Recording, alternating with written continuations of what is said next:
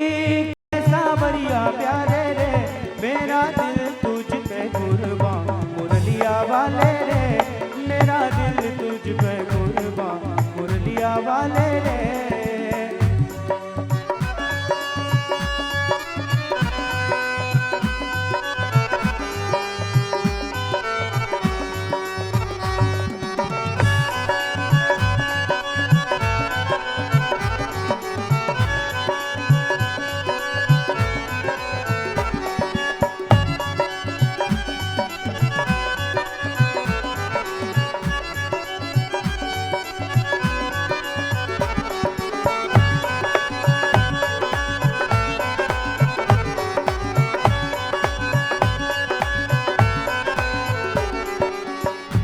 तो दीवाना तेरा प्यार जाऊं मैं तो दीवाना तेरा प्यार जाऊं बस एक झलक तेरा दीदार जाऊं बस एक झलक तेरा दीदार जाऊं मुरलिया वाले रे मेरा दिल तुझ पे कुर्बान मुरलिया वाले रे।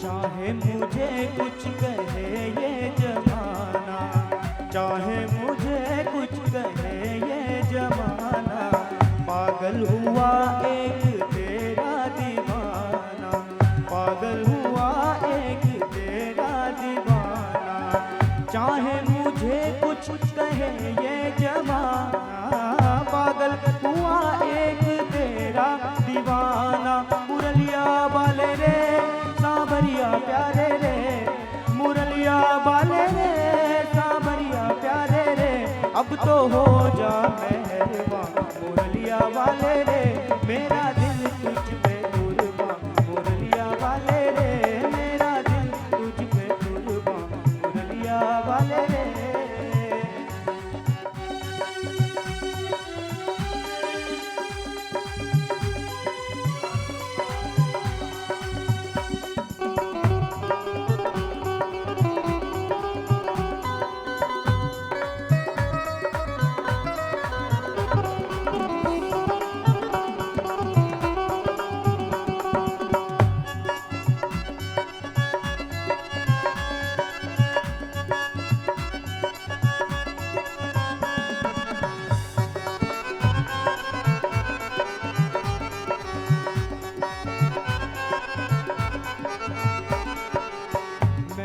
दीवाना तेरा प्यार चाहूं मैं तो दीवाना तेरा प्यार चाहूं बस एक झलक तेरा दीदार चाहूं बस एक झलक तेरा दीदार चाहूं मुरलिया वाले रे सावरिया प्यारे रे मुरलिया वाले रे सावरिया प्यारे रे अब तो हो जा मेहरबान मुरलिया वाले रे अब तो हो जा मेहरबान मुरलिया वाले रे मुरलिया वाले रे सावरिया प्यारे रे मुरलिया वाले रे सावरिया प्यारे रे मेरा दिल तुझ पे कुर्बान मुरलिया वाले रे मेरा दिल तुझ पे कुर्बान मुरलिया वाले रे मेरा दिल तुझ पे कुर्बान मुरलिया मेरा दिल तुझ पे कुर्बान मुरलिया वाले रे मेरा दिल तुझ पे कुर्बान मुरलिया वाले रे मेरा दिल तुझ पे कुर्बान मुरलिया वाले रे मेरा दिल तुझ पे कुर्बान मुरलिया वाले रे। भागवत मूल ग्रंथाय नमः। सर्वोपचारार्थे गंधाक्षत पुष्पाणि समर्पयामि नमस्करोमि। आइए बाबूजी श्री राधे बाबूजी आइए। गजाननाय नमः। गणेश जी तो हाँ जी।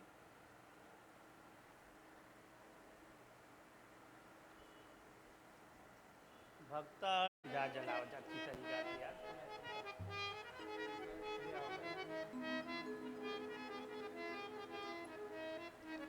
गन्धाक्षतपुष्पाणि समर्पयामि रत्नेश्वर्यै नमः ज्वालामालिन्यै नमः। ॐ चन्द्रमा मनसो जातचक्षोः सूर्यो अजायत श्रोताद्वाश्च प्राणश्च मुखादग्निरजायत।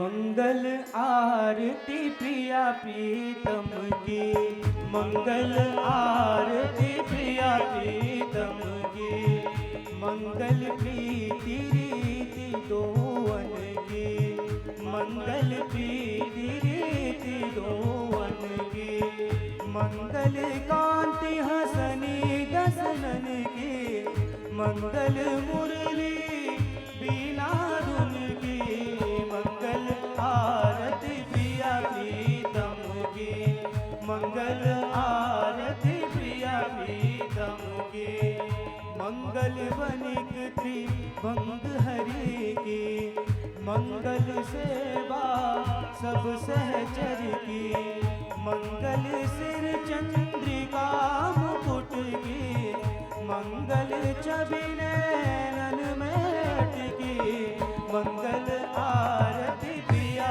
प्रीतम की, मंगल आरती प्रिया प्रीतम की, मंगल छटा पवि अंग अंग के, मंगल गौर श्याम रस रंग की, मंगल अति कटी पियरे पट की, मंगल चितवनी नागर नट की, मंगल आरती प्रिया प्रीतम की, मंगल आरती प्रिया प्रीतम की, मंगल शोभा कमल नयन की, मंगल माधुरी मृदुल बैन की, मंगल वृंदावन मगध की, मंगल क्रीडन जमुना तट की, मंगल आरती प्रिया प्रीतम की, मंगल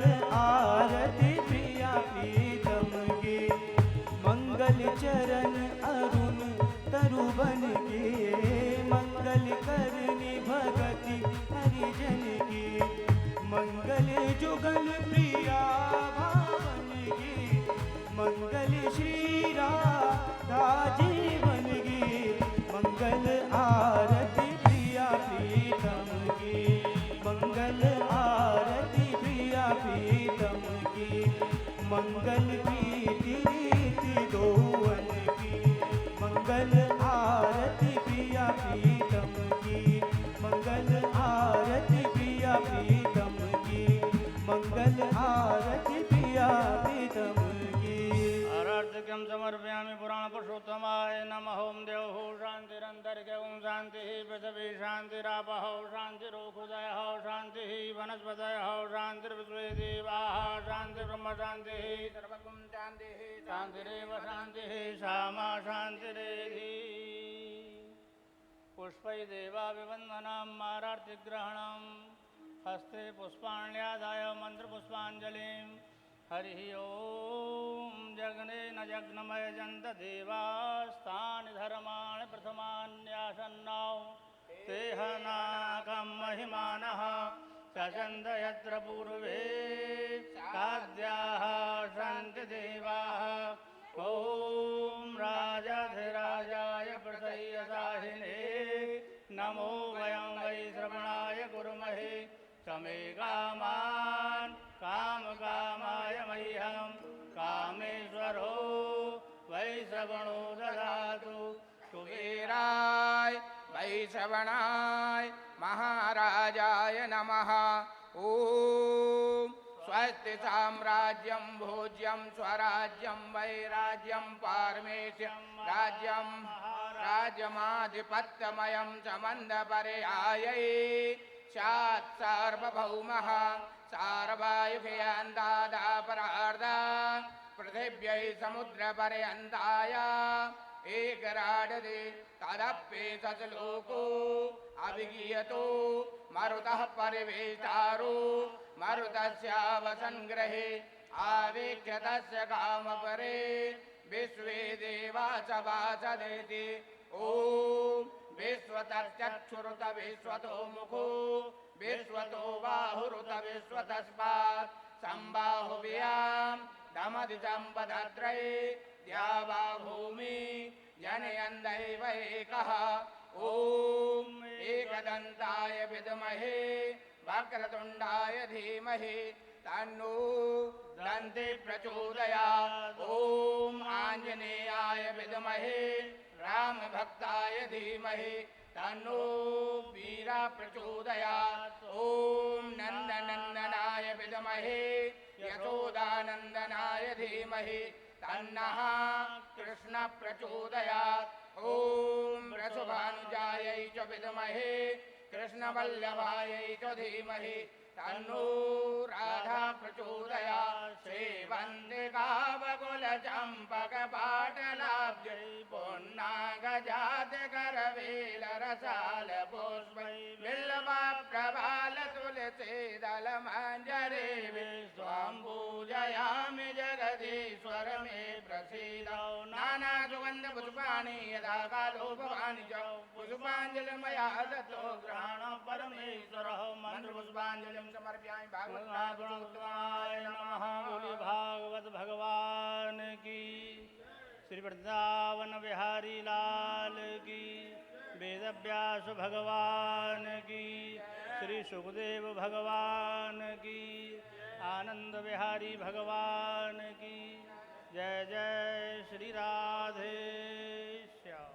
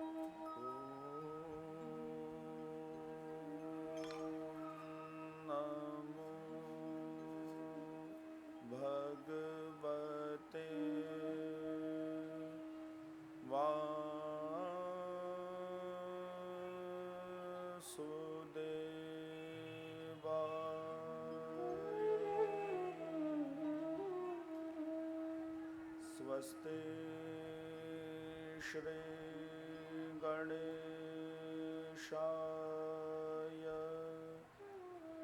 नमः।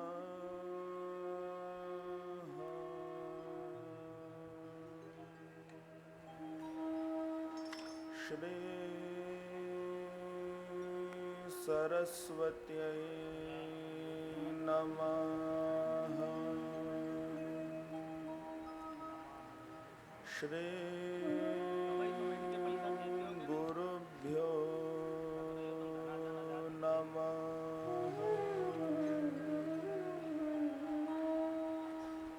वंशे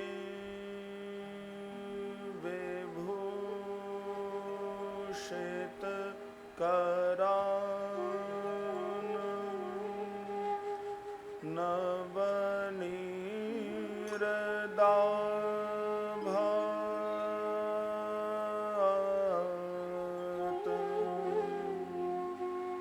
पीताम्बराद्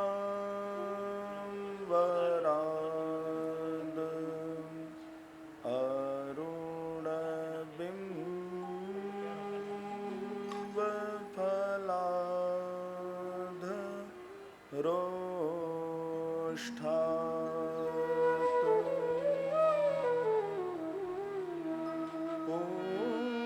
पूर्णेन्दु सुन्दर मुखाद अरविन्द नेत्रात्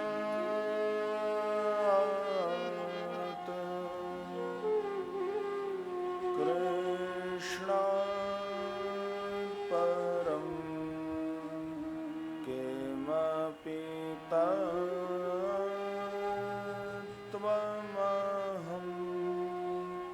न जाने। कृष्ण त्वदीय पदपङ्कज पञ्जरान्ते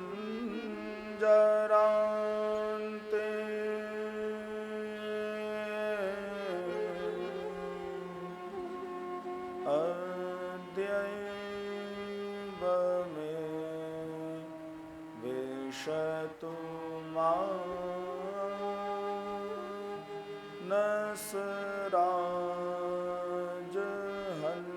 नसराजहंसः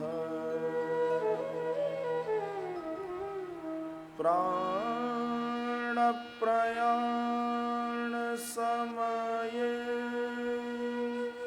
कफवातपित्तये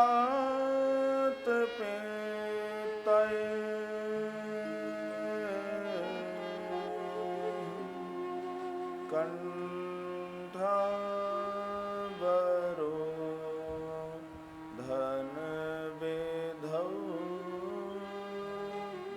स्मरणं कुतस्ते।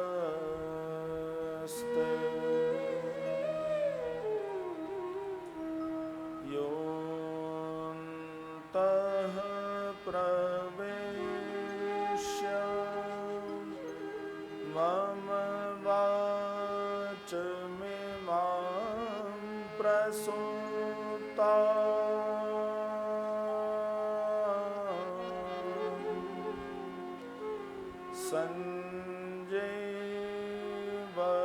सञ्जीवयत्य अखिल शक्तिधरः स्वधाम्ना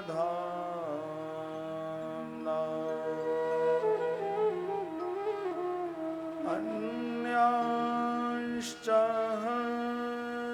हस्तचरण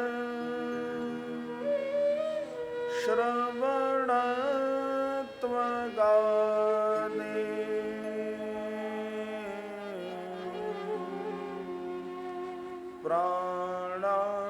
प्राणान्नमो भगवते पुरुषाय तुभ्यम्।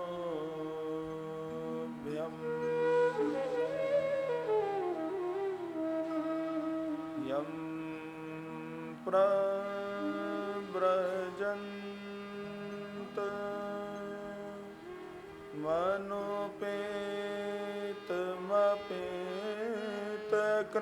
मनोपेतमपेतकृत्यम्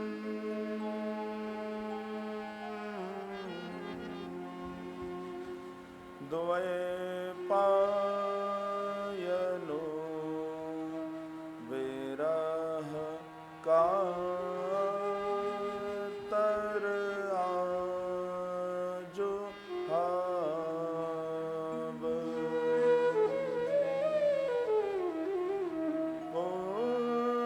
पुत्रेति तन्मयतया तरवोभिनेदो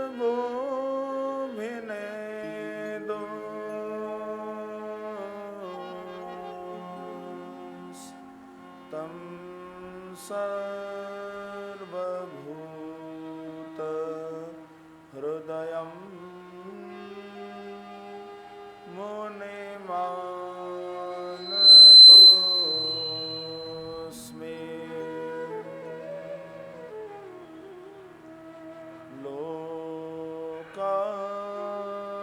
लोकाभिरामं रङ्गधीरम्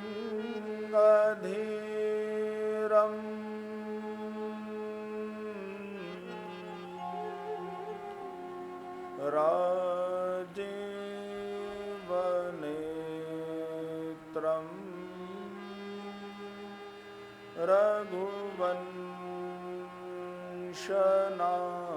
रघुवंशनाथम् कारुण्यरूपं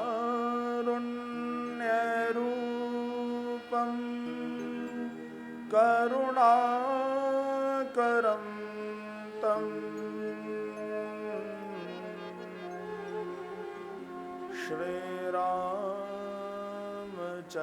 श्रीरामचन्द्रं शरणं प्रपद्ये।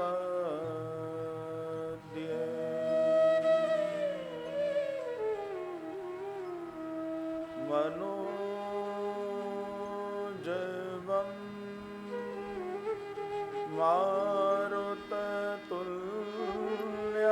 मारुततुल्यवेगं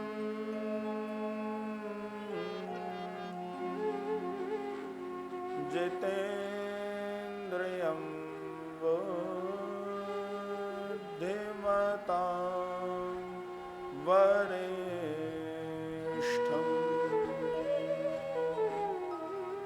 वातात्मजं वानरयूथमुख्यं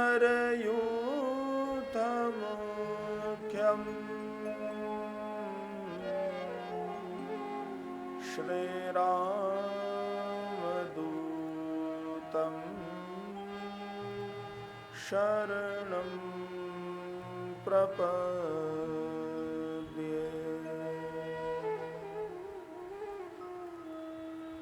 श्री वृंदावन बिहारी लाल की जय। श्री रामचंद्र भगवान की जय। श्री हनुमान जी महाराज की जय। श्री सद्गुरुदेव भगवान की जय। श्री नीम करौली भगवान की जय। ओ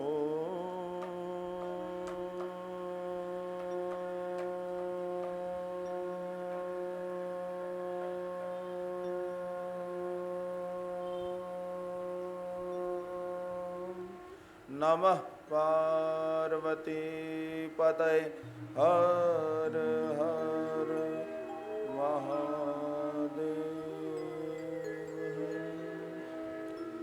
श्री गोविंद दामोदर स्तोत्रम् करारविन्दे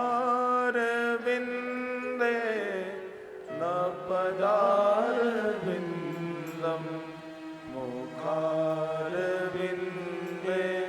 विनिवेशयन्तं वटस्य पत्रस्य पुटे शयानं पादं मुकुन्दं मनसा स्मरामि। श्रीकृष्ण गोविन्द हरे मुरारे हे नाथ नारायण वासुदेवा। जीवे विवसा मृतमेव देवा गोविन्द दामोदर माधवेति विक्रेतुकामा किल गोपकन्या मुरारी पादान् विद्यचेत व्रते दद्यादिकं वो अवशाद गोचर गोविन्द दामोदर माधवेति। ग्रहे ग्रहे गोपवधू कदम्बा सर्वे मिलित्वा समवाप्य योगं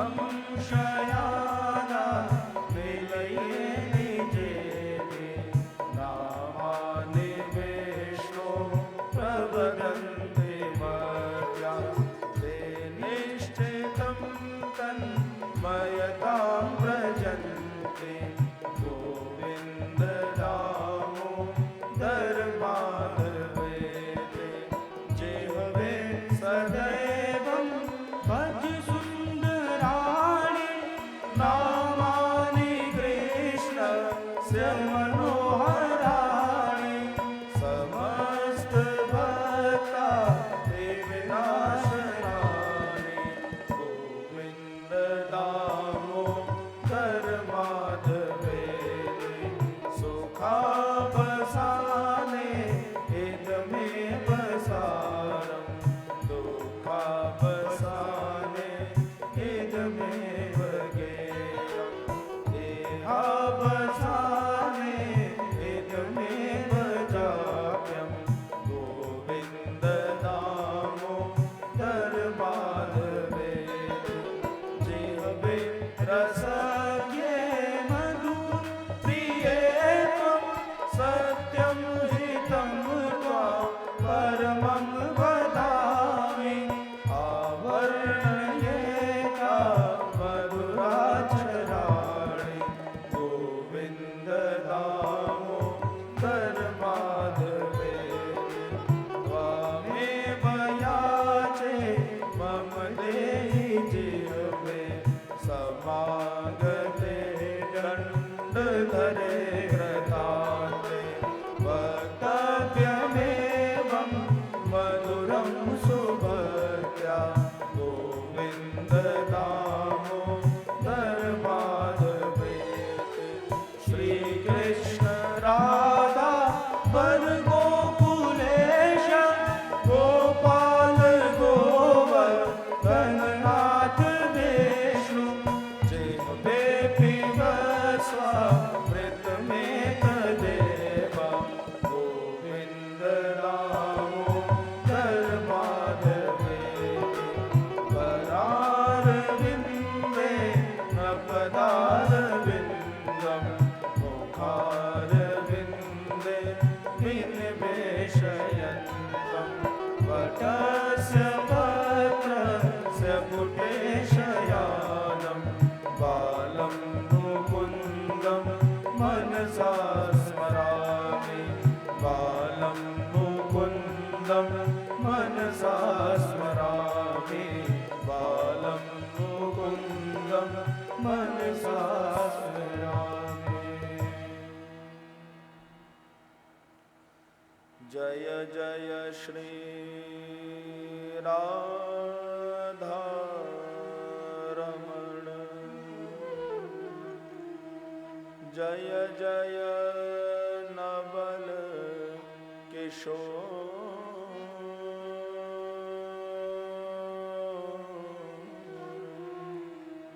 जय गोपी चित चोर प्रभु जय जय माखन चोर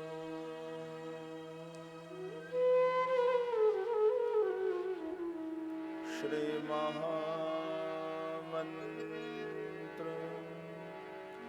हरे कृष्णा कृष्णा कृष्णा हरे हरे हरे कृष्णा कृष्णा कृष्णा कृष्णा हरे हरे हरे राम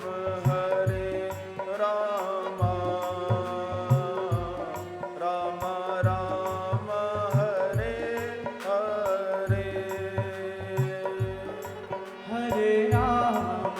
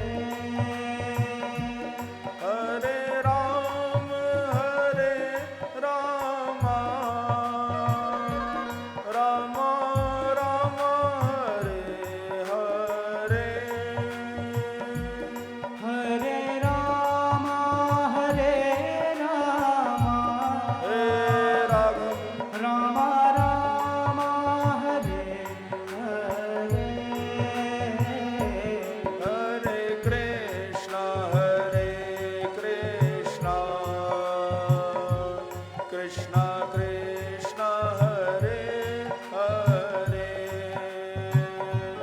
हरे कृष्णा कृष्णा कृष्णा हरे हरे हरे राम राम राम हरे हरे हरे राम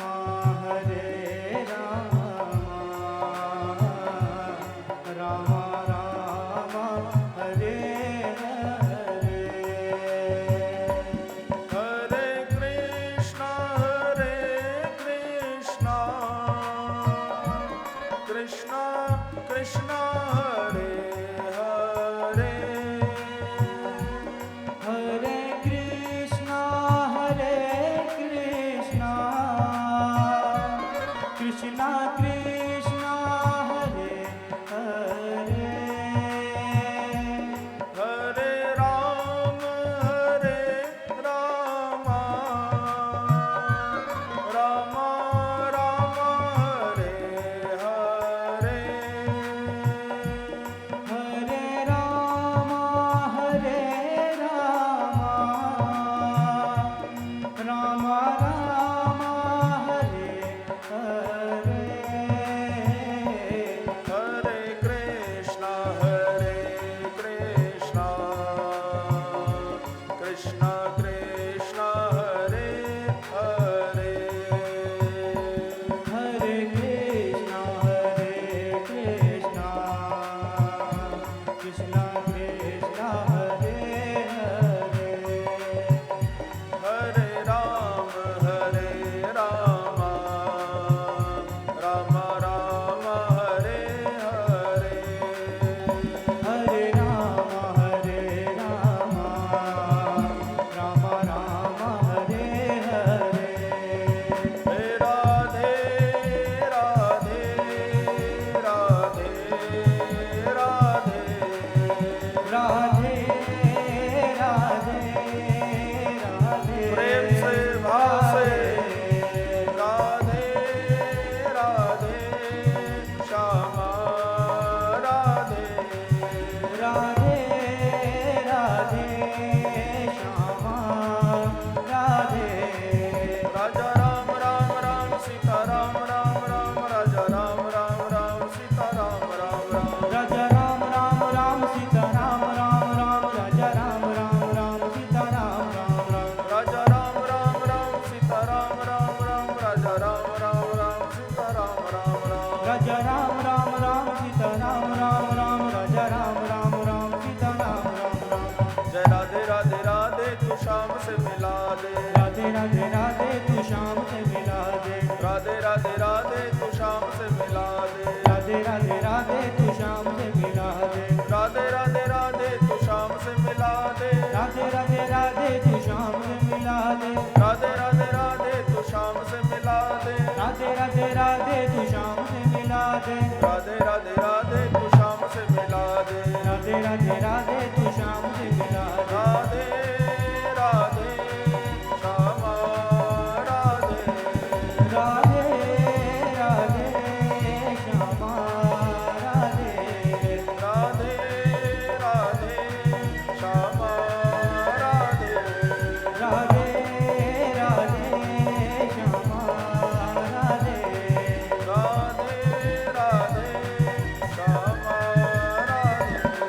राधे राधे श्यामा राधे राधे राधे श्यामा राधे राधे राधे श्यामा राधे राधे राधे राधे राधे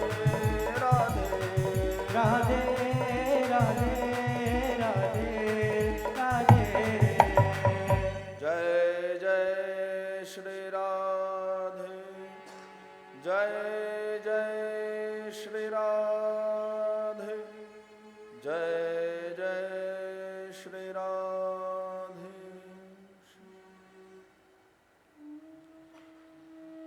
परम मंगलमय परात्पर अखिलेश्वर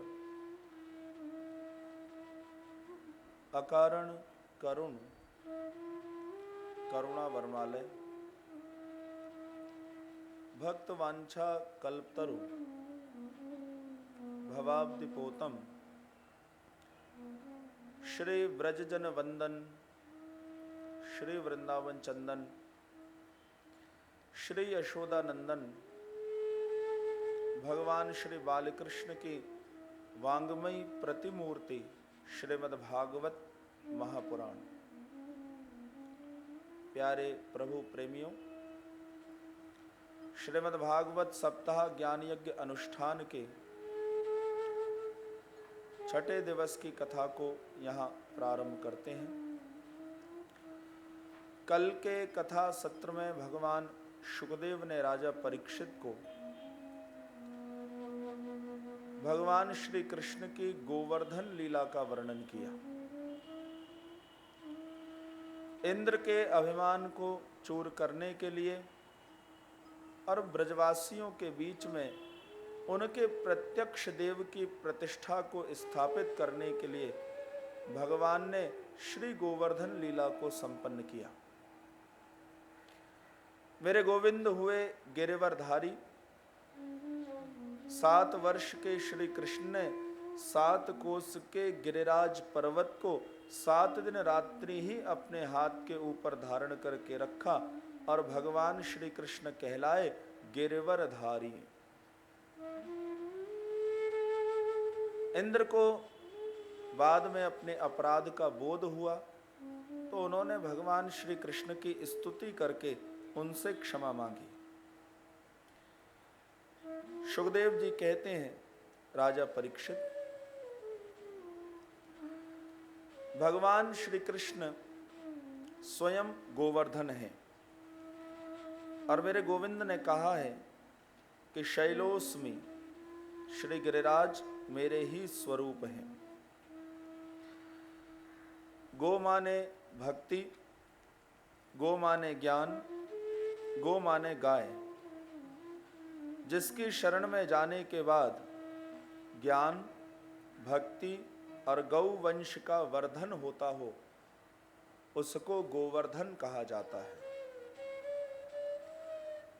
हम लोग आज भी जाते हैं ब्रज में, श्री गोवर्धन भगवान का दुग्धाभिषेक करते हैं। कामधेनु गाय ने सर्वप्रथम श्री कृष्ण को अपने दूध से स्नान कराया, तब से श्री गोवर्धन के दुग्धाभिषेक की परंपरा प्रारंभ हुई। कल आपने सुना था कि देवराज इंद्र ने सबसे पहली दंडौती परिक्रमा भगवान श्री कृष्ण की लगाई। तब से आज भी भक्त लोग मेरे गोवर्धन की दंडौती परिक्रमा लगाते हैं।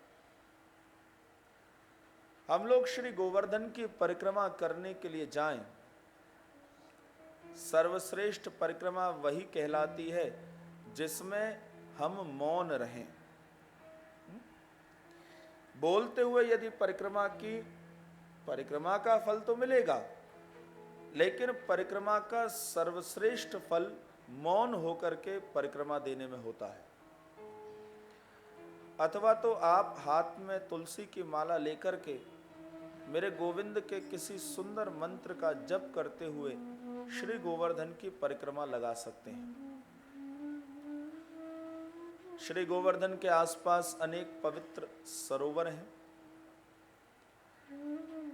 किसी भी सरोवर में जब हम स्नान करें, ये नियम जीवन में होना चाहिए। पवित्र नदी अथवा सरोवर में जब स्नान करने जाएं, तो पहले अपने घर में स्नान करना चाहिए।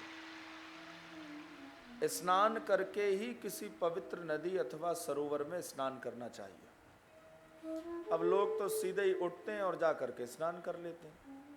ये अपराध हो गया, क्योंकि जल भी देव हैं, वो वरुण हैं।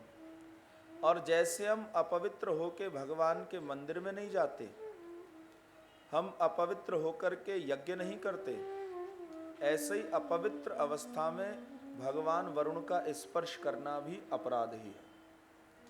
तो पहले घर में स्नान करिए, अपने को पवित्र करिए, और फिर किसी पवित्र नदी अथवा सरोवर में जाकर के स्नान करिए।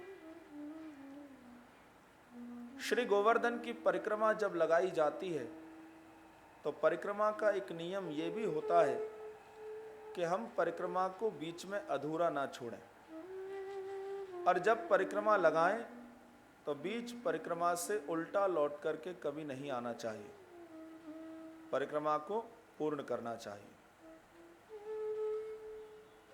श्री गिरिराज स्वयं मेरे गोविंद हैं। ब्रजभूमि में ब्रह्मा, विष्णु और महेश तीनों ही पर्वतों के रूप में वास करते हैं। परीक्षित, सुखदेव जी कहते हैं बरसाना में जो पर्वत हैं वो श्री ब्रह्मा जी का स्वरूप है।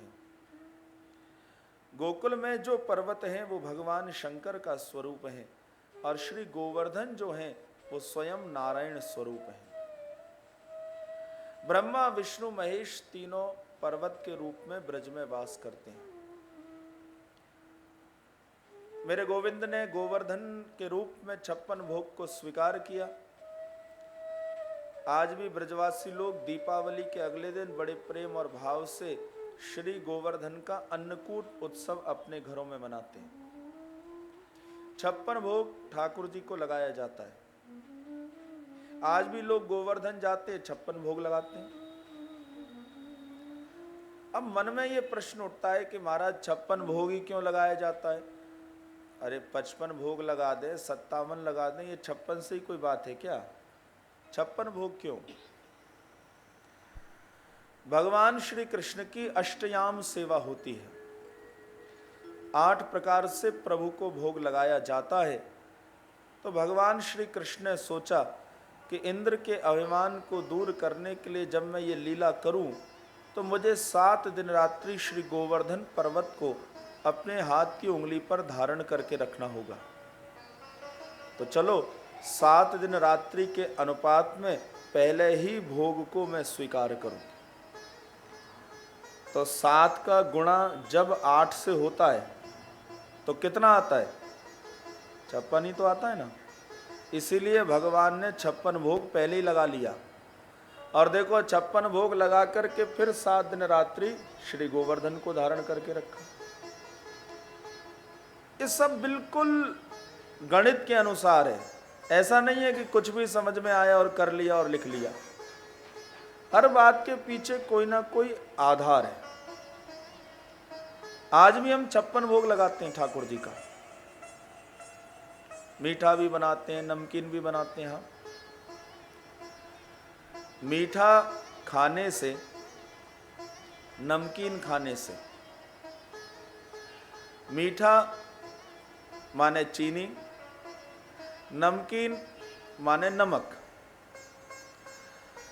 चीनी और नमक हमारे शरीर में क्या करते हैं?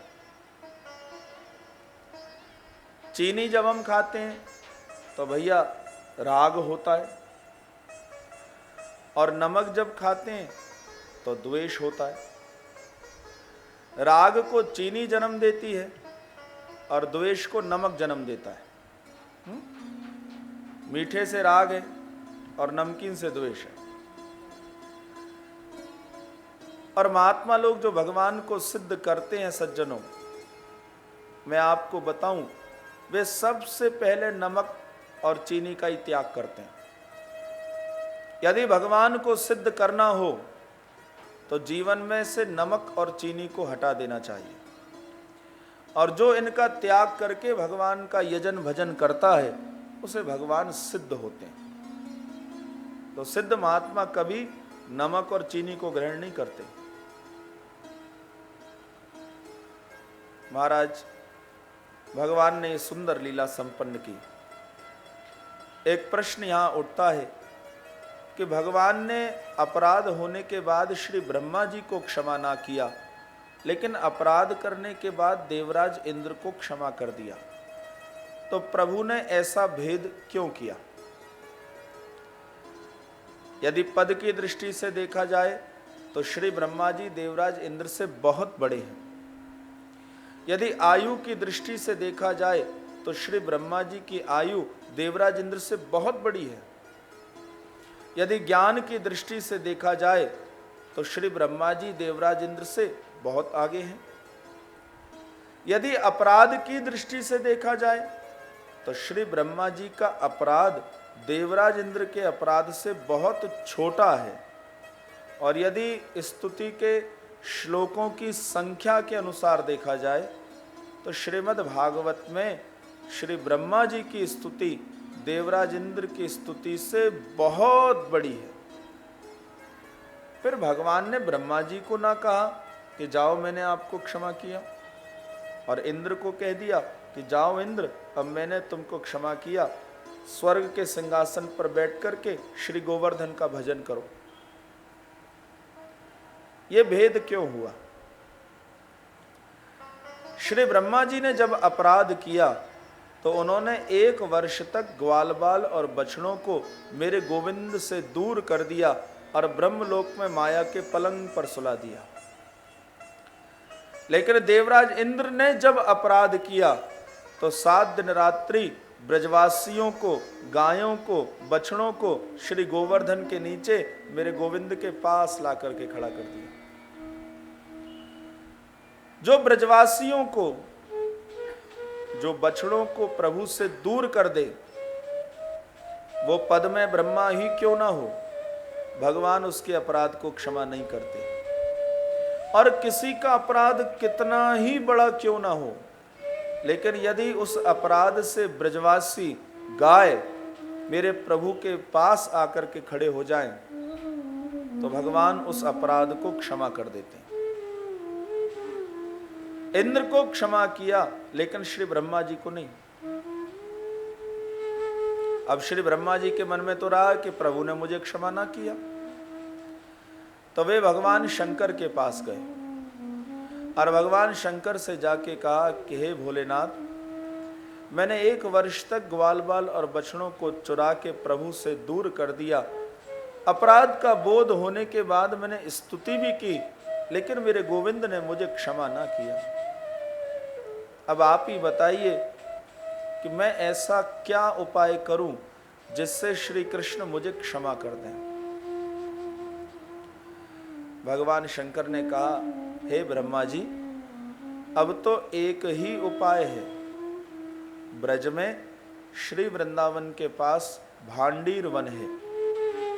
आप भांडीर वन में जाकर के श्री राधा रानी और गोविंद के विवाह को पढ़ा दीजिएगा, और जब आप विवाह को संपन्न करा देंगे तो श्री कृष्ण आपसे दक्षिणा मांगने के लिए कहेंगे। बस दक्षिणा में इसी अपराध की क्षमा आप उनसे मांग लेना।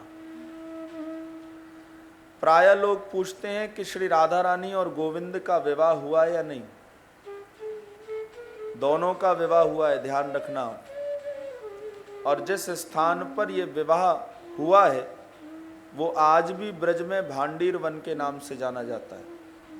लोग दूर दूर से आते हैं वहां जाकर के पूजन करने के लिए, और उस स्थान का जब दर्शन करते हैं तो वहां 2 वृक्ष हैं। एक को राधा स्वरूप माना जाता है और एक को कृष्ण स्वरूप माना जाता है, और उन दोनों वृक्षों में प्राकृतिक गठजोड़ है। वो गठजोड़, उसका दर्शन करने के लिए दुनिया के कोने कोने से लोग वहां चल के आते हैं और वहां आकर के बहुत विशेष पूजन करते हैं। अद्भुत दर्शन। तो श्री ब्रह्मा जी ने राधा रानी और गोविंद के विवाह को पढ़ाया तो भगवान ने श्री ब्रह्मा जी को दक्षिणा मांगने के लिए कहा, क्या दूं? तब श्री ब्रह्मा जी ने अपने इसी अपराध की क्षमा मेरे गोविंद से मांगी, और भगवान श्री कृष्ण ने संतुष्ट होकर के श्री ब्रह्मा जी को इस अपराध के लिए क्षमा किया। एक बार श्री नंद बाबा, हे राजा परीक्षित, आसुरी बेला में श्री यमुना जी में स्नान करने के लिए गए। आसुरी बेला में किसी पवित्र नदी सरोवर में स्नान करना अपराध है, तो भगवान वरुण के दूत श्री नंद बाबा को पकड़ करके वरुण लोक ले गए। मेरे गोविंद को सूचना मिली तो प्रभु वरुण लोक में पधारे और नंद बाबा को वहां से मुक्त करा के लाए। इसके बाद भगवान सुखदेव राजा परीक्षित को श्री रास पंचाध्यायी की कथा कहने के लिए तैयार हुए। भगवान श्री कृष्ण की समस्त लीलाओं में अति विचित्र और पवित्र लीला है श्री रास पंचाध्यायी की, महारास की लीला। अब ये महाराज की लीला श्रवण करने के लिए हम बैठे हैं, तो थोड़ा सा मन में अब पहले कुछ विचार करना चाहिए। भैया, हम जब महाराज शब्द को सुनते हैं तो मन में ऐसा विचार कर लेते हैं कि श्री कृष्ण के द्वारा असंख्य स्त्रियों के साथ रात्रि में जो नाचना गाना है, बस यही महारास है। हाँ, इतना ही समझते हैं। और साधारण भाषा में तो रास शब्द का ना जाने कहाँ का प्रयोग कर लेते हैं। लेकिन महाराज की लीला तो बड़ी समझने वाली है। ऐसी पवित्र लीला श्री कृष्ण की कोई दूसरी नहीं है। अद्भुत लीला। भगवान श्री कृष्ण कौन है परीक्षित? वे पूर्ण ब्रह्म परमेश्वर हैं, आत्मा राम है, अपनी आत्मा में ही रमण करने वाले हैं। और मेरे गोविंद की आत्मा है श्री राधा रानी। आत्मा तू राधिका प्रोक्ता। भगवान आप्त काम है, उन्हें बाहर किसी से कोई कामना नहीं है। श्री राधा रानी उनकी आत्मा है, आह्लादनी शक्ति है। और जो गोपियां हैं, इनके बारे में भी थोड़ा विचार करना पड़ेगा। श्री कृष्ण की आयु वाली गोपियां, जिन्होंने कात्यायनी देवी का पूजन करके पति के रूप में श्री कृष्ण को मांगा है, ये दो प्रकार की हैं। एक है नित्य सिद्धा गोपियां और दूसरी है साधन सिद्धा गोपियां।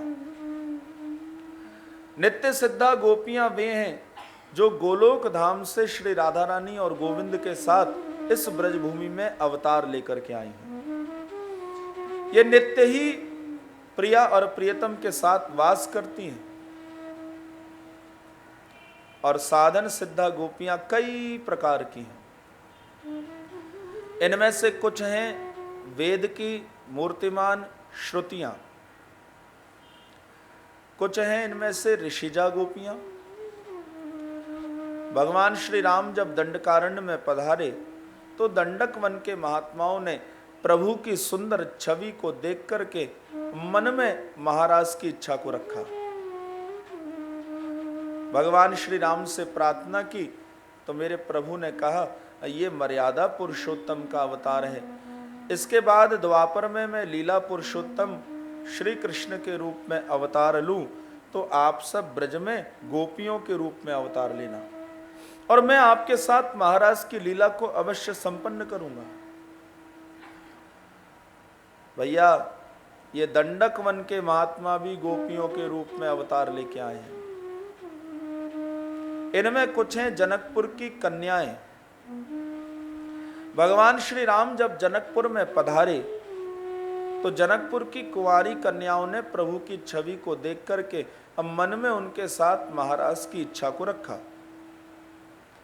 भगवान श्री राम ने भी उनको यही कहा कि तुम सब द्वापर में ब्रजभूमि में गोपियों के रूप में अवतार लेना, मैं श्री कृष्ण के रूप में आऊं तो तुम सबके साथ महाराज करूं। वो जनकपुर की कन्याएं भी गोपियों के रूप में अवतार लेके आई हैं। इनमें कुछ हैं मत्स्य कन्याएं। भगवान नारायण ने जब मत्स्य अवतार लिया तो मत्स्य कन्याओं ने भी मन में उनके साथ महाराज की इच्छा को रखा। मत्स्य भगवान ने उनको यही कहा कि मैं द्वापर में श्री कृष्ण के रूप में आऊंगा तो तुम सब गोपियों के रूप में ब्रजभूमि में अवतार लेना, मैं तुम्हारे साथ महाराज अवश्य करूंगा। ये सब अलग अलग साधन करके गोपियों के रूप में अवतार लेकर के आए हैं। दो प्रकार की गोपियां हैं, नित्य सिद्धा गोपियां और साधन सिद्धा गोपियां। नित्य सिद्धा गोपियां कहती हैं कि श्री कृष्ण तुम हमारे हो, और साधन सिद्धा गोपियां कहती हैं कि श्री कृष्ण हम तुम्हारी है। यह है गोपियों के दो भेद, श्री कृष्ण तुम हमारे हो और श्री कृष्ण हम तुम्हारी हैं। बस यहीं पर भेद हो जाता है। ये मालूम पड़ जाता है कि ये नित्य सिद्धा गोपी है या साधन सिद्धा गोपी है। गोपी शब्द का अर्थ क्या है? जो गोपनशीला हो उसको ही गोपी कहा जाता है। जो श्री कृष्ण प्रेम को गुप्त रखे, जो श्री कृष्ण भक्ति को गुप्त रखे, उसको ही गोपी कहा जाता है। हम लोग जब गोपी शब्द सुनते हैं तो उसका अर्थ स्त्रियों से लगा लेते हैं, लेकिन गोपी शब्द का अर्थ स्त्री नहीं होता। ये गोपी तो महाभाव है श्री कृष्ण प्राप्ति का, और ये गोपी महाभाव किसी पुरुष में भी हो सकता है और किसी स्त्री में भी हो सकता है। अब क्योंकि यहां लीला में पुरुष केवल श्री कृष्ण हैं, इसलिए ये गोपी महाभाव इन स्त्रियों में ही दिखाई देता है। लेकिन गोपी शब्द का अर्थ स्त्री नहीं होता। गो माने इंद्रियां और पी माने पीना। प्रत्येक इंद्रिय से जो कृष्ण रस का पान करे उसको ही गोपी कहा जाता है। जीवन की सर्वोच्च भक्ति की स्थिति ही गोपी महाभाव है। ये दो प्रकार की गोपियां ब्रजभूमि में। तो हे राजा परीक्षित, श्री कृष्ण पूर्ण ब्रह्म परमेश्वर हैं, अच्युत हैं, आत्माराम हैं, आप्तकाम हैं। श्री राधा रानी उनकी आत्मा है। ये गोपियां दो प्रकार की हैं, साधारण स्त्रियां नहीं हैं, नित्य सिद्धा हैं और साधन सिद्धा हैं। यदि ये साधारण स्त्रियां होती तो मिलकर के एक साथ पति के रूप में श्री कृष्ण को कात्यायनी देवी से न मांगती, क्योंकि संसार में ऐसा कभी होता नहीं है राजा परीक्षित कि हजारों स्त्रियां मिलकर के किसी एक ही पुरुष को पति के रूप में प्राप्त करना चाहे। लेकिन ये सब तो मिलकर के सद्भाव से, प्रेम भाव से एक साथ पूजन करके कात्यायनी देवी का पति के रूप में नंदलाला को मांग रही हैं, ठाकुर जी को मांग रही हैं। तो ये प्रमाणित हो गया कि ये स्त्रियां, ये गोपियां साधारण नहीं है, ये अपने आप में अवतार लेकर के आई हैं। कृष्ण प्राप्ति की लालसा हमारे जीवन में जिस दिन हो जाए, समझ लेना कि हमारे जीवन में भी गोपी महाभाव आ गया। और वो लालसा कैसी हो? बोले भैया किसी आदमी का सर पकड़ करके जल में डुबो दो, और ज्यादा नहीं 5-10 सेकंड ही जल के अंदर रख लो, तो क्या होगा? उसको तड़पन होगी ना। कैसी तड़पन होगी?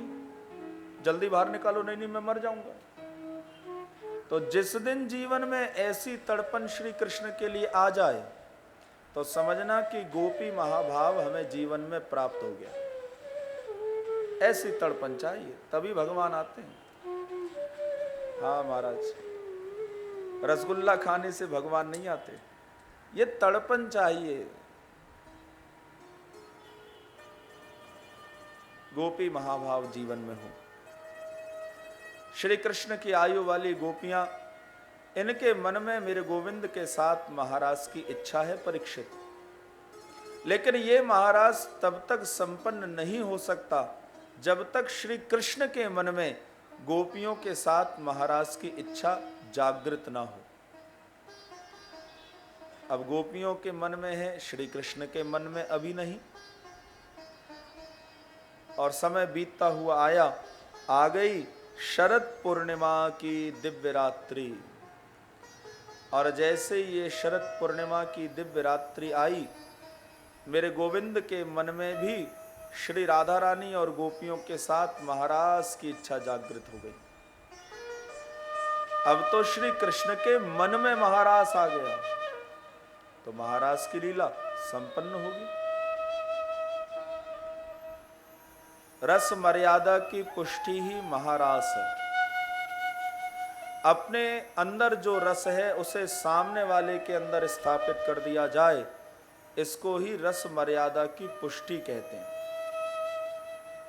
यही महारास का उद्देश्य है। श्री कृष्ण के अंदर जो आनंद है वे उसे गोपियों के अंदर रख देना चाहते हैं, इसीलिए अब उनके मन में महाराज की इच्छा जागृत हो गई। भैया, जैसे बूंदी होती है ना साम मीठी, तो पहले उसको फीका तला जाता है और जब चाशनी में उतार दिया जाता है तो चाशनी का रस बूंदी के अंदर उतर करके आ जाता है। उससे क्या होता है? बोले बूंदी मीठी हो जाती है। इसको ही कहते हैं रस मर्यादा की पुष्टि। श्री वल्लभाचार्य भगवान ने रस मर्यादा की पुष्टि ही महाराज का उद्देश्य माना है। गोविंद अपने रस को गोपियों के अंदर रखना चाहते हैं और फिर उनसे ही उस रस को प्राप्त करना चाहते हैं। शरद पूर्णिमा की दिव्य रात्रि का आगमन हुआ। मेरे गोविंद के मन में महाराज की इच्छा हुई और श्री कृष्ण अपनी सुंदर वेणु को लेकर के श्री यमुना पुलिन पर आकर के खड़े हुए।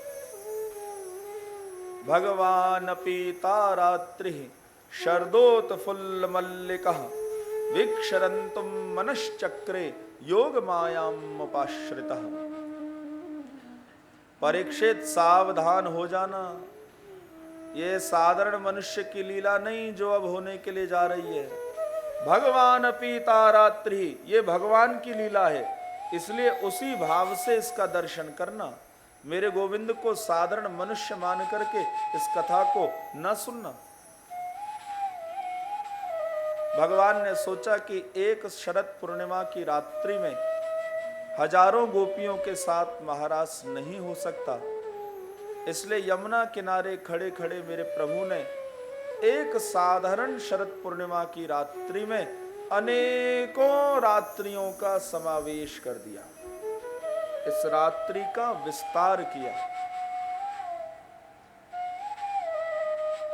वृंदावन प्रत्येक वृक्ष फल और फूलों से लदा हुआ है। यमुना के अंदर सुंदर कमल के फूल मेरे गोविंद को देखते ही खिल गए। भौरे इन पर मंडराने लगे। मेरे गोविंद खड़े हैं, सुंदर मोर मुकुट, कानों में मकराकृत कुंडल जो श्री कृष्ण के गालों को चूम रहे हैं परीक्षित। ये दिव्य घुंघराली अलकावली प्रभु की, गले में 5 प्रकार के फूलों से बनी वैजंती माला, तुलसी की सुंदर माला को भी प्रभु ने धारण करके रखा है और भौरे श्री कृष्ण की परिक्रमा लगाने में लगे। देखो मंडरा रहे हैं। पक्षी सब वृक्षों के ऊपर बैठ गए और प्रभु को देखने लगे। निरावरण चरण श्री कृष्ण यमुना पुलिन पर, और भगवान के मन में महाराज की इच्छा। तब श्री कृष्ण ने मन ही मन श्री राधा रानी का स्मरण किया और कहा कि हे किशोरी जू, ये शरद पूर्णिमा की रात्रि का अब आगमन हुआ तो आप पधारें श्री यमुना किनारे। मैं आपकी कृपा से आपके ही साथ हजारों गोपियों के साथ मिलकर के महाराज की लीला को संपन्न करूं। योग मायाम उपाश्रितः। योग माया का अर्थ यहां विद्वानों ने श्री राधा रानी से किया है। भगवान का जो संयोग करा दे वही योग माया अर्थात श्री राधा रानी है। अब देखो, हमें अपना काम बनाने के लिए श्री कृष्ण का आश्रय लेना पड़ता है कि हे प्रभु आप कृपा करके हमारा काम बनाओ, लेकिन श्री कृष्ण को अपना काम बनाने के लिए श्री किशोरी जी का आश्रय लेना पड़ता है। परीक्षित मन ही मन प्रार्थना की और श्री राधा रानी के पास मेरे गोविंद की प्रार्थना पहुंची। वो तैयार हुई महाराज की लीला को संपन्न करने के लिए। भगवान श्री कृष्ण के मन में महाराज की इच्छा, और उसी समय प्राची दिशा से चंद्रमा प्रकट होकर के आए। चंद्रमा ने अपना पूर्ण प्रकाश श्री कृष्ण के ऊपर डाल दिया। तद ओडुराज ककुबह करैर मुखम प्राच्या विलिंपन अरुणेन शंतमः सचर्षणेना मुद्गा छुचो मृजन प्रिय प्रियाया इव दीर्घ दर्शन। ओडुराज चंद्रमा प्रकट होकर के आए प्राची दिशा से, और उन्होंने अपना प्रकाश मेरे गोविंद के ऊपर डाल दिया। और जैसे ही प्रकाश श्री कृष्ण के ऊपर डाला, मेरे गोविंद नीलम के समान चमकने लगे। कैसा दिव्य स्वरूप! मोर जिसे देख लें तो मेघ समझ करके पंख खोल के नाचना प्रारंभ कर दें। गाय जिसको देख लें तो श्री यमुना जल समझ करके पीने के लिए दौड़ती हुई चली आए। गोपियां जिसे नजर लगा करके देख लें सो नीलमणि समझ करके गले में पहन लेना चाहें, ऐसे मेरे गोविंद यमुना पुलिन पर खड़े हुए। चंद्रोदय से ही महाराज का श्री गणेश है।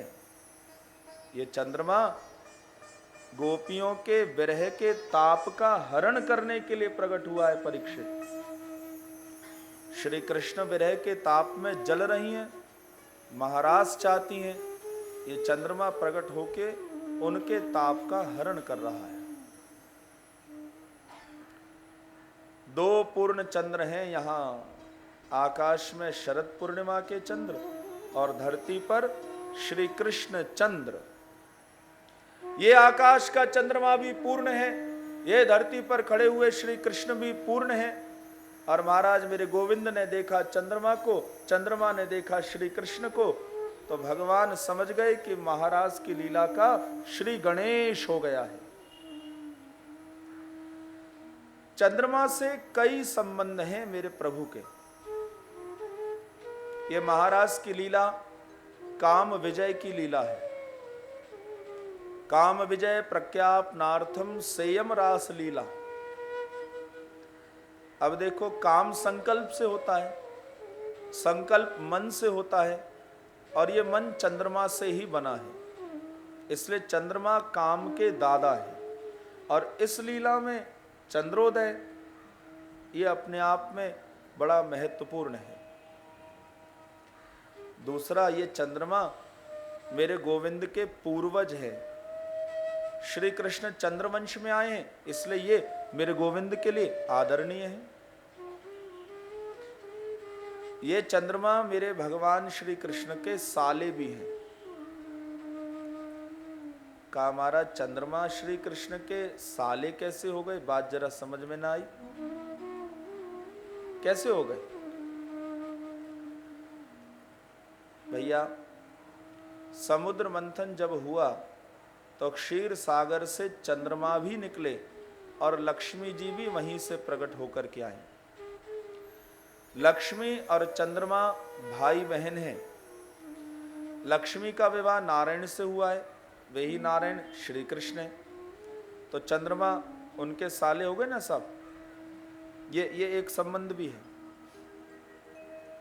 श्री हनुमान जी जब माता जानकी की सुध लेने के लिए चले तो मैनाक पर्वत उनके सामने प्रकट होकर के आए, और मैनाक ने श्री हनुमान जी को कहा कि हे रामदूत, लंबी यात्रा के लिए निकले हो तो थोड़ी देर मेरे ऊपर विश्राम कर लो। श्री हनुमान जी ने कहा, विश्राम नहीं, मैं तो केवल राम राम करता हूं, विश्राम का तो कोई काम ही नहीं है। मैनाक ने कहा कि मेरे आपसे दो संबंध हैं, उनका तो आप ध्यान रखिए। श्री हनुमान जी ने कहा, बताइए क्या है दो संबंध? बोले, बात यह है कि मैं पार्वती का भाई हूं, तो आपका साला लगा ना, क्योंकि आप भगवान शंकर हैं। और दूसरा, मैं पवन देव को अपना बड़ा भाई मानता हूं, इसलिए मैं आपका चाचा जी लगा। तो इन दो संबंध से आप मेरे ऊपर विश्राम करिए। श्री हनुमान जी तो सोच में पड़ गए। हाँ, अब ये साला हूं, चाचा जी हूं, ऐसे संबंधों में श्री हनुमान जी तो जाते नहीं। तो वे सोच में पड़ गए। और फिर हनुमान जी ने क्या किया मालूम है? कहा मैनाक को कि आपने दो संबंध मुझसे बताए, पहला आप पार्वती के भाई हैं तो आप मेरे साले हैं, तो चलो साले से हाथ मिलाया जाता है, मैं आपसे हाथ मिला लेता हूं। सो हनुमान जी ने मैनाक पर्वत से हाथ मिला लिया। कहा आपने दूसरा संबंध बताया कि आप मेरे चाचा जी हैं, तो मैं आप आदरणीय हैं इसलिए आपको प्रणाम करता हूं। सो हाथ जोड़ के प्रणाम किया। और तुलसीदास जी ने क्या लिखा कि हनुमान ते ही परसा कर पुनि कीन्हु प्रणाम, राम काज कीने बिनु मोय कहाँ विश्राम। अब ये हाथ मिलाना फिर उसी को प्रणाम कर लेना, इसके पीछे यही कारण है। ये चंद्रमा भी श्री कृष्ण के साले हैं, भगवान महाराज के लिए तैयार हैं। चंद्रमा को भी आनंद है, प्रभु इस सुंदर लीला को करने के लिए जा रहे हैं। चंद्रमा ही तो साक्षी बनेंगे महाराज के, इसलिए उनको भी आनंद है। सुखदेव जी कहते हैं राजा परीक्षित, भगवान को सुंदर अवसर लगा और प्रभु ने अपनी वंशी को अपने अधरों के ऊपर रखा और क्लीम काम बीज की तान उस पर छेड़ दी। दिव्य भगवान की वंशी शरद पूर्णिमा की महारात्रि बजने लगी। ये शंखनाद नहीं है, ये वेणुनाद है। पूरे ब्रज में इसी वेणु का शासन है और ब्रज के बाहर मनु का शासन है। भगवान ने क्लीम काम बीज की तान इस पर छेड़ दी और अपने अधरामृत को वंशी के छिद्रों के द्वारा वे समस्त ब्रज में बांटने लगे। और ये प्रभु की वंशी ध्वनि बहती हुई प्रत्येक गोपी के घर के अंदर प्रवेश कर गई। अब जैसे शब्द भेदी बाण होता है ना, सब शब्द से ही लक्ष्य पर लग जाए, ऐसे ही मेरे गोविंद की वंशी ध्वनि ने गोपियों के हृदय रूपी पिटारी में जो मन रूपी मोती रखा था उसका हरण कर लिया। और भगवान की वंशी ध्वनि ने प्रत्येक गोपी के मन रूपी मोती को उठा करके श्री कृष्ण के चरणों में ला करके रख दिया। अद्भुत है ये वंशी ध्वनि। वंशी के समान उत्तम वंश वाला कौन होगा? श्री कृष्ण को अपनी वंशी पर जैसा विश्वास है, ऐसा विश्वास पात्र उनके लिए दूसरा कौन होगा? वे प्रत्येक लीला में वंशी को अपने साथ रखते हैं। इतनी अंतरंग है, वो जानती है भगवान को। अधरामृत पूरे के पूरे ब्रज में फैलने लगा। इस वंशी को प्राण वाद्य कहा जाता है और श्री कृष्ण और वंशी नाद के द्वारा अपने प्राणों की वेदना को गोपियों के सामने प्रकट कर रहे हैं। वंशी को फूंक मार करके बजाया जाता है सज्जनों, और इस पर उंगलियों को भी चलाया जाता है। ये एक ही ऐसा वाद्य है समस्त वाद्यों में जिसमें फूंक मारना गायन कहलाता है और उंगलियों को छिद्रों पर चलाना वादन कहलाता है। गायन और वादन इन दोनों का मिश्रण यदि देखने को मिलता है तो वो वंशी में ही मिलता है। ये वंशी प्राण वाद्य है और भगवान अपने हृदय की वेदना को इसके द्वारा गोपियों के सामने प्रकट कर रहे हैं। निशम्य गीतम तदनंग वर्धनम ब्रजस्त्रियः कृष्ण गृहीत मानसः आजग्मुरन्युर्मलक्षितोद्यमः सयत्र कांतो जवलोल कुंडलः। निशम्य गीतम वेणु ध्वनि, ये वेणु गीत प्रत्येक गोपी के घर में प्रवेश कर गया। तो आइए, भगवान श्री कृष्ण की सुंदर वंशी बज रही है तो हम भाव से उनकी इस वंशी का दर्शन करें। शाम तेरी वंशी बजे धीरे धीरे, धीरे शाम तेरी वंशी बजे धीरे धीरे, शाम तेरी बंसी बजे धीरे धीरे, बजे धीरे धीरे श्री यमुना के तीरे, बजे धीरे धीरे श्री यमुना के तीरे, बजे धीरे धीरे श्री यमुना के तीरे, बजे धीरे धीरे श्री यमुना के तीरे। लाला तेरी शाम तेरी वंशी बजे धीरे धीरे, शाम तेरी बंसी बजे धीरे धीरे, कान्हा तेरी वंशी बजे धीरे धीरे, लाला तेरी बंसी बजे धीरे धीरे। जय हो।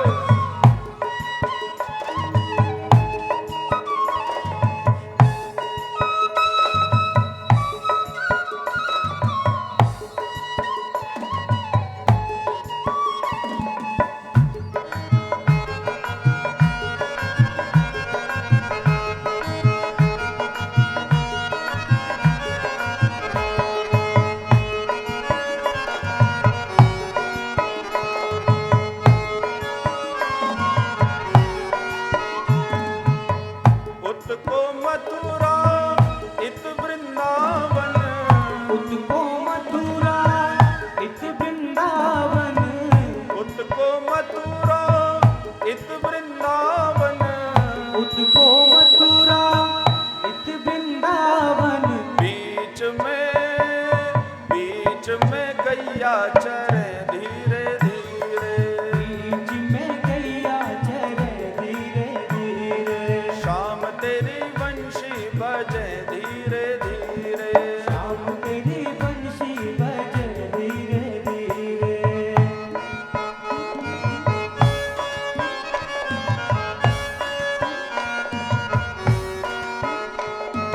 जय हो।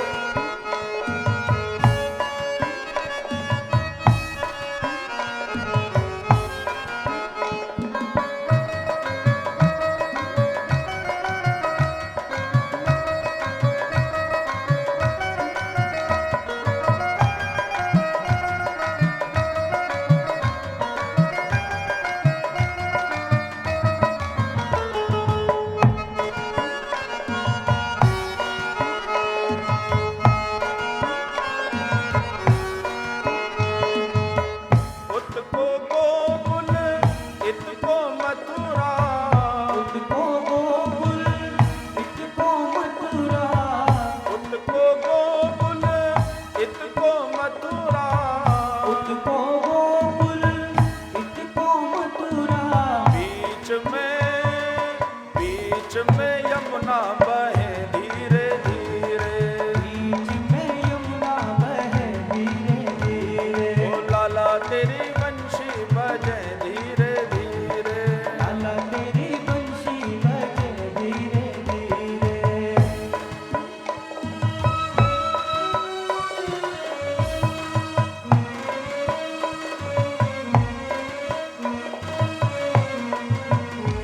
जय हो।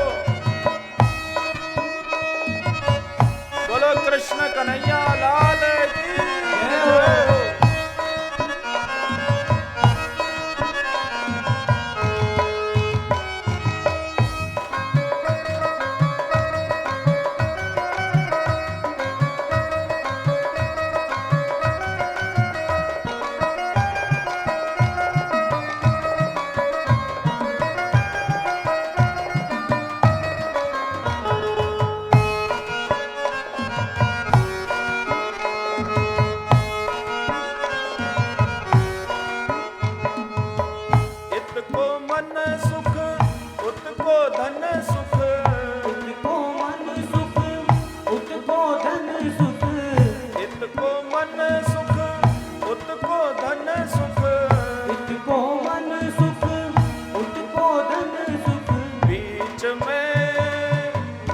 में कान्हा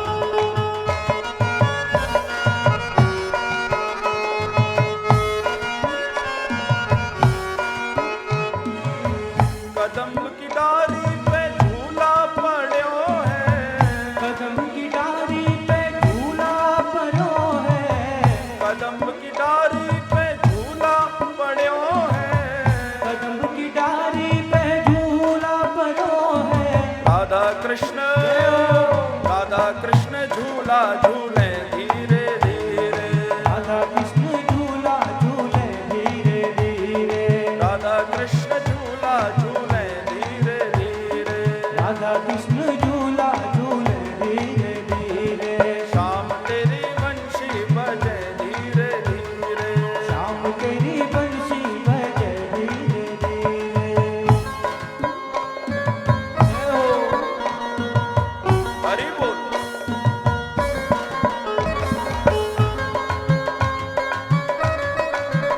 बोलो लाडली लाल की जय हो।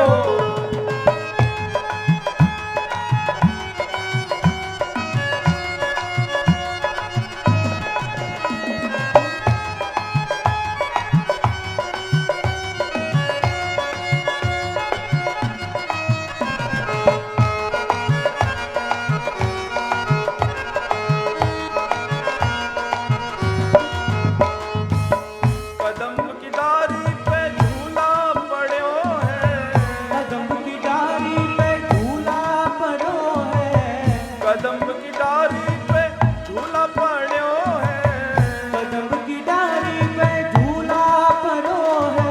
राधा कृष्ण जय हो। राधा कृष्ण झूला झूले धीरे धीरे, राधा कृष्ण झूला झूले धीरे धीरे। हे शाम तेरी बंशी बजे धीरे धीरे, शाम तेरी बंशी बजे धीरे धीरे, बजे धीरे धीरे श्री यमुना के तीरे, बजे धीरे धीरे श्री यमुना के तीरे, बजे धीरे धीरे श्री यमुना के तीरे, बजे धीरे धीरे श्री यमुना के तीरे। ओ लाला तेरी जय हो। लाला तेरी बंशी बजे धीरे धीरे, लाला तेरी बंशी बजे धीरे धीरे, ओ शाम तेरी बंशी बजे धीरे धीरे, शाम तेरी बंशी बजे धीरे धीरे, ओ शाम तेरी बंशी बजे धीरे धीरे, शाम तेरी बंशी बजे धीरे धीरे, ओ लाला तेरी बंशी बजे धीरे धीरे,